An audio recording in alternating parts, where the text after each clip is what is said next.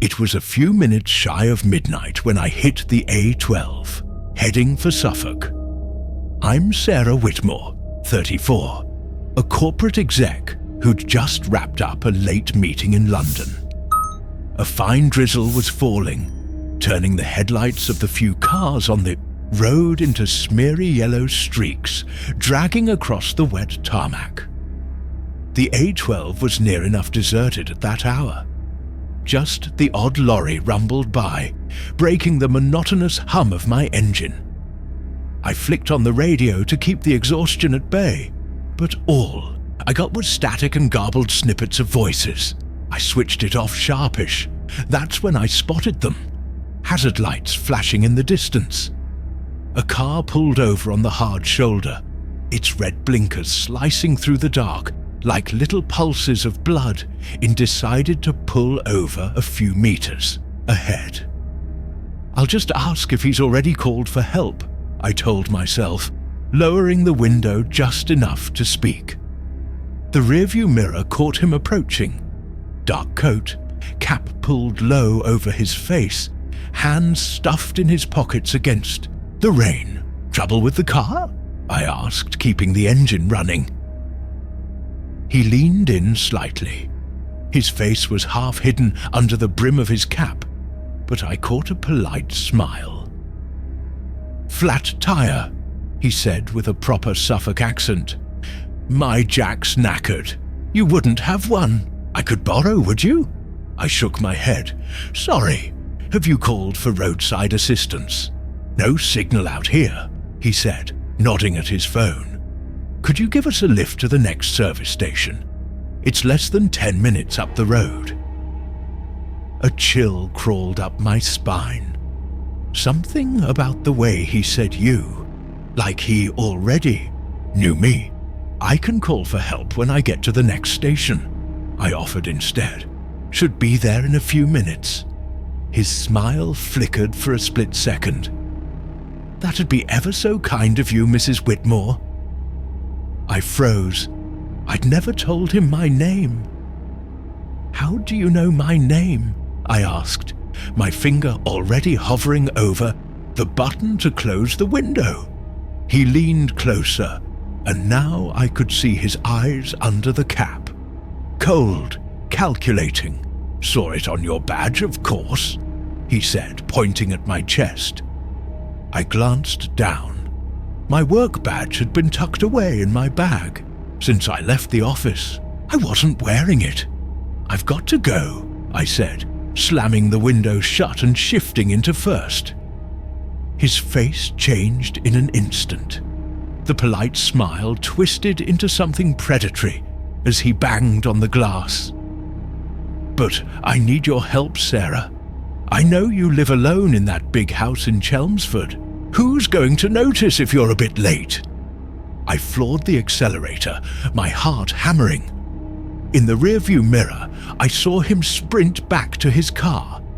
Seconds later, his headlights flared, and he pulled onto the road, tailing me. For the next 20 miles, his headlights stayed glued to my mirror. I tried calling the police, but there was no signal, just like he'd said. Every time I sped up, he matched me. When I slowed right down to force him to overtake, he just eased off too, keeping that same menacing distance.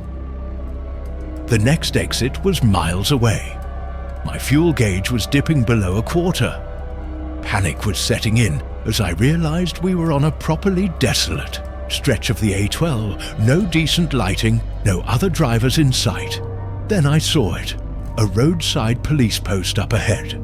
Without thinking, I swerved onto the hard shoulder and screeched to a stop, leaning on the horn like my life depended on it.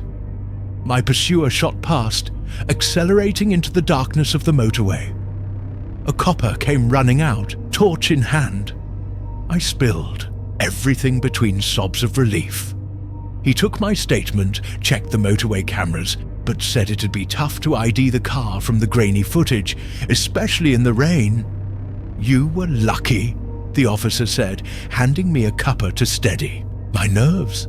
You're not the first to report a bloke approaching lone women on the A12. A few months back, we found an abandoned car on this same stretch. The driver was never found. That night on the A12 changed me forever.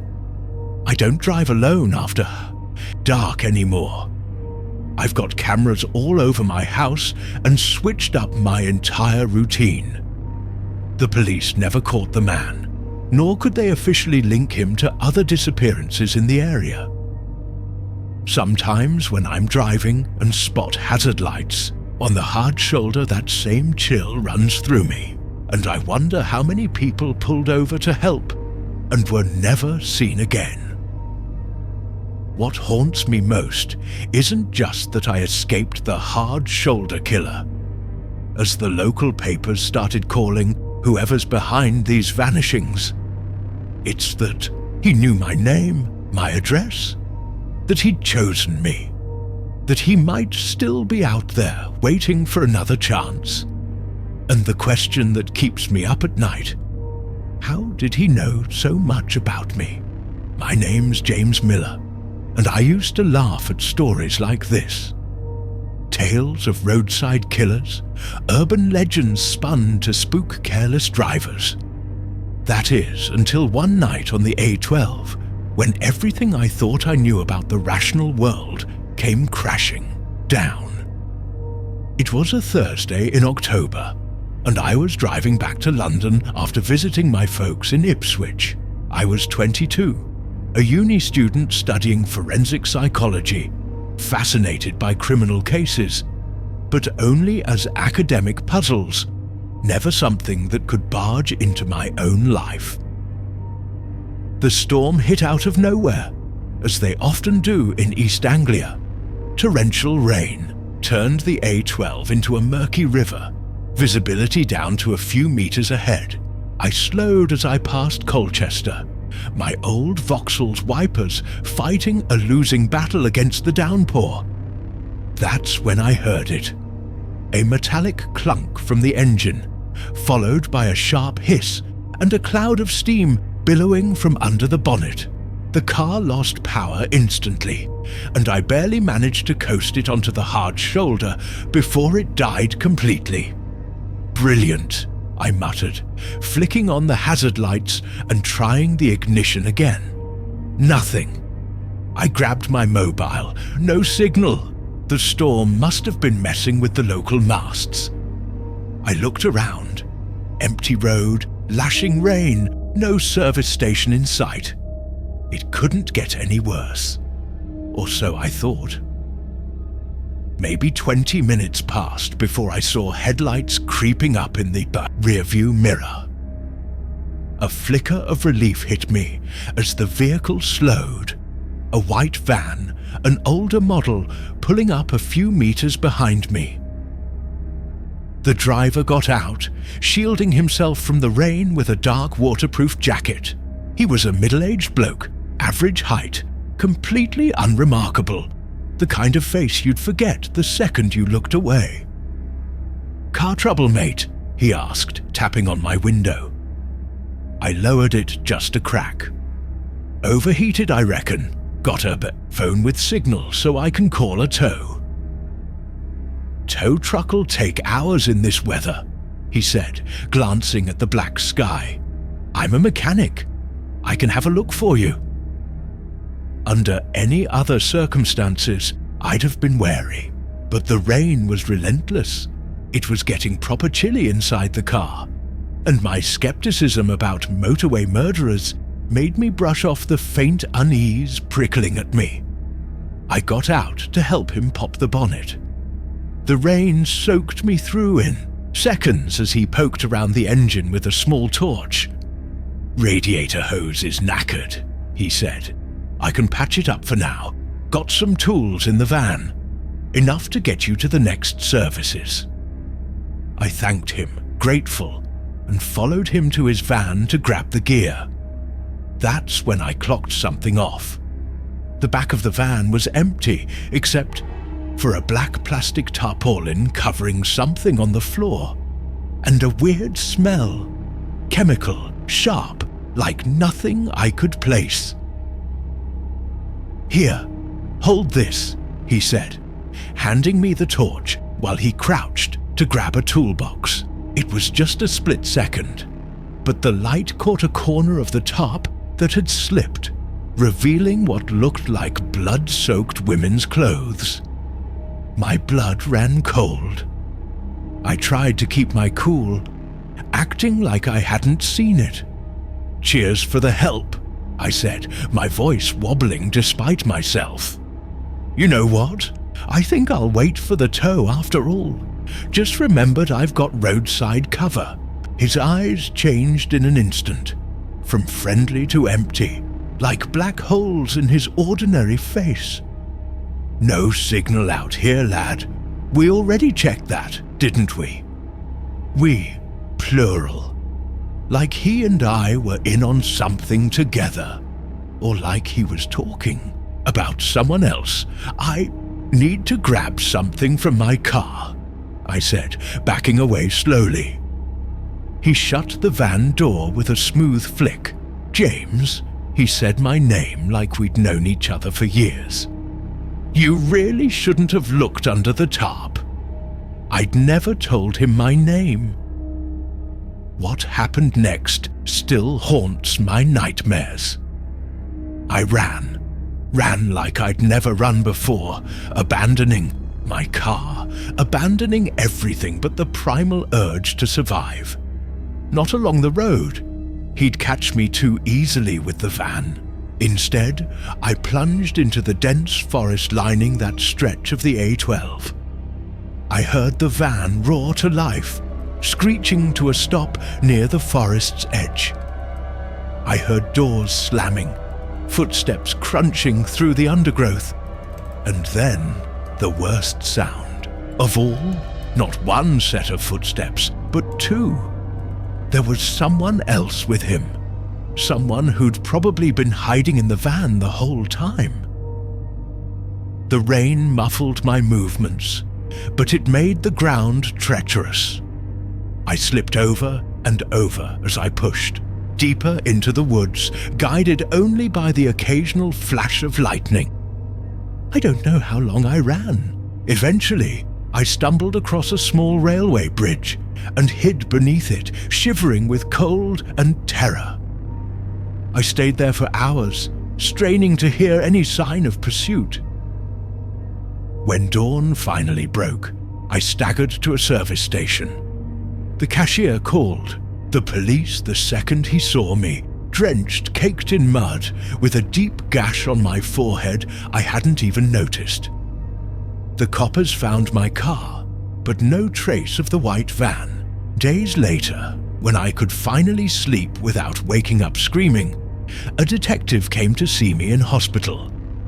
He showed me photos of 3 women who'd gone missing in the last few months, all after breaking down on the A12.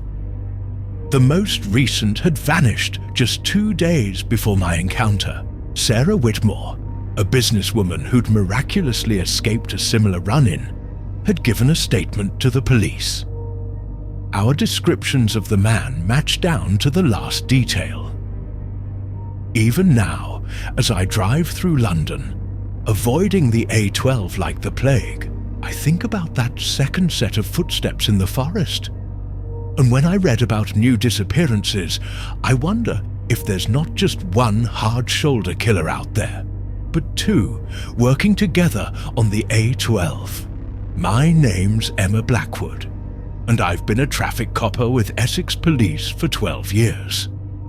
I've patrolled the A12 on night shifts for so long, I know every bend, every blind spot, every place drivers tend to run into trouble. But nothing in my career could have prepared me for what I faced that November night. It started with a string of reports about abandoned vehicles. It's not unusual to find cars left on the hard shoulder of the A12, but these were different. The cars were locked in perfect nick, some with engines still warm, and the drivers just gone. After Sarah Whitmore's testimony and that student James Miller, our department finally started piecing it together. There was a pattern. All the vanishings happened on the same stretch of road, always after dark, always in bad weather. That night, I was on my usual patrol when the radio crackled with a call about a car stopped near the Colchester exit, smack in the hotspot for the previous incidents. It was a thick, foggy night, visibility near zero, perfect for our suspect. On my way, I replied, swinging the patrol car toward the location. When I got there, I found a blue Ford Focus on the hard shoulder, hazard lights flashing. No sign of the driver anywhere. I ran the plates through the system. The car belonged to a 42-year-old teacher from Chelmsford. Her husband had reported her overdue less than an hour earlier. The driver's door was unlocked. Inside, I found a handbag untouched on the passenger seat. A phone still plugged into the charger. The kicker, the dashboard showed a full tank and no warning lights. Then I spotted it. Tire tracks in the mud, veering off the hard shoulder toward a narrow service road not many know about. A road that led to an old petrol station, abandoned for years. Control, I'll need backup at mile 27 on the A12. Possible link to the hard shoulder killer case, I radioed. The response came back garbled. Unit losing signal backup in minutes. I hesitated. Protocol said to wait for backup on suspicious calls. But every minute could be the difference between life and death. I followed the tracks, killed the patrol car's lights, and crept along the muddy lane, the fog swallowing everything ahead. After half a mile, I made out the shape of the old station, a crumbling relic, deserted for at least a decade. And there it was, a white van parked round the back. The same one James Miller described. Heart pounding, I radioed my exact location, but got nothing but static. I checked my sidearm, grabbed my torch, and stepped out. I approached quietly, peering through the van's dusty windows.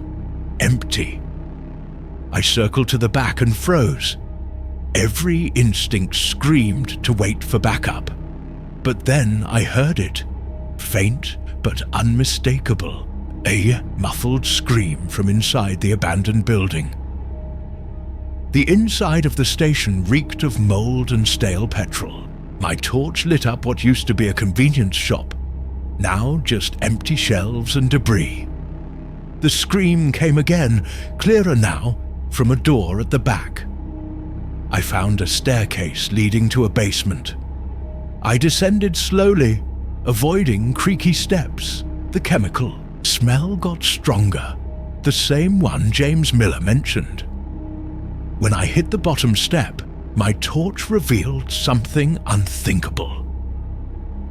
The basement had been turned into a grim workshop. Tools lined up neatly on one wall. Ropes, cleaning supplies, plastic, tops, and photos, dozens of them, pinned to a large board. Pictures of people alone in cars, snapped from a distance, like surveillance. I recognized Sarah Whitmore, James Miller, and faces from our missing persons files. A noise snapped me back. In the far corner, a woman was tied to a chair, gagged, eyes wide with panic. The missing teacher! Police! I called, rushing to free her. You're going to be all right. That was my mistake. I was so focused on her, I didn't sense the presence behind me until a heavy blow crashed into the back of my head. I dropped to my knees, vision blurring, my torch skittering across the concrete floor. Officer Blackwood, a calm, almost polite voice said, "We meet in person at last." I looked up, fighting the dizziness. A nondescript man stood over me, the one Sarah and James described. Beside him, A younger lad, maybe early 20s, with a creepy, empty smile. "I know who you are," I managed, inching toward my gun. "The hard shoulder killer." He laughed. Such a crude name for something far more intricate. He gestured to the lad. "My son and I prefer to think of ourselves as collectors. We gather lost souls on the A12, just like my wife was taken from us 20 years ago." "Your wife?" "Run over on the A12. The driver was never found." His face twisted. "Now, we find others. Poetic, don't you think? We offer help on the road. People are so trusting when they see a father and son working together." As he spoke, I freed my gun. The moment I raised it, sirens wailed in the distance. Backup was finally here. What happened next was chaos. The son lunged at me as the father tried dragging the teacher toward a side door. I fired a shot, catching the lad in the leg. The father hesitated for a split second before abandoning the woman and hauling his son out.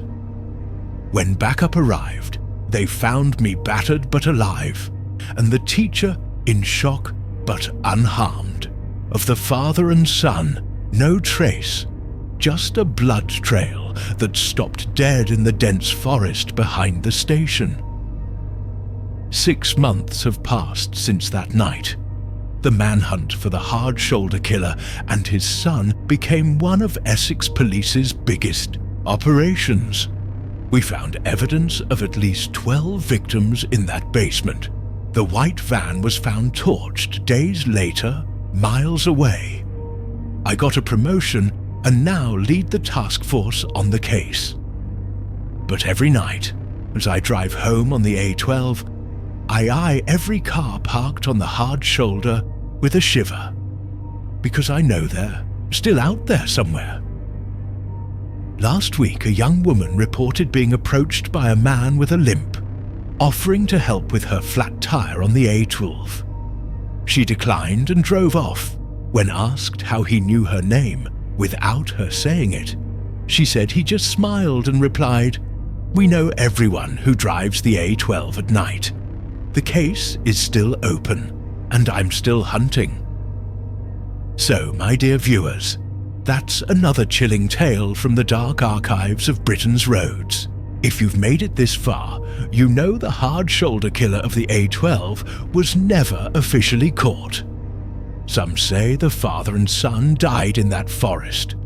Others swear they've seen a new white van cruising the same stretch on foggy nights. Next time you're driving the A12 after dark and see hazard lights flashing on the hard shoulder, remember these stories.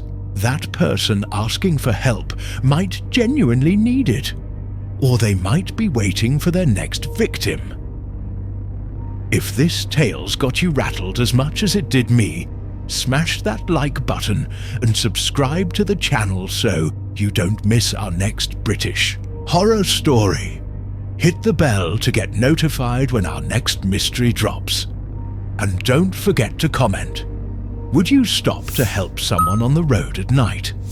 Or better yet, are you sure you're really alone right now, watching this video? But will next time, if there is a next time.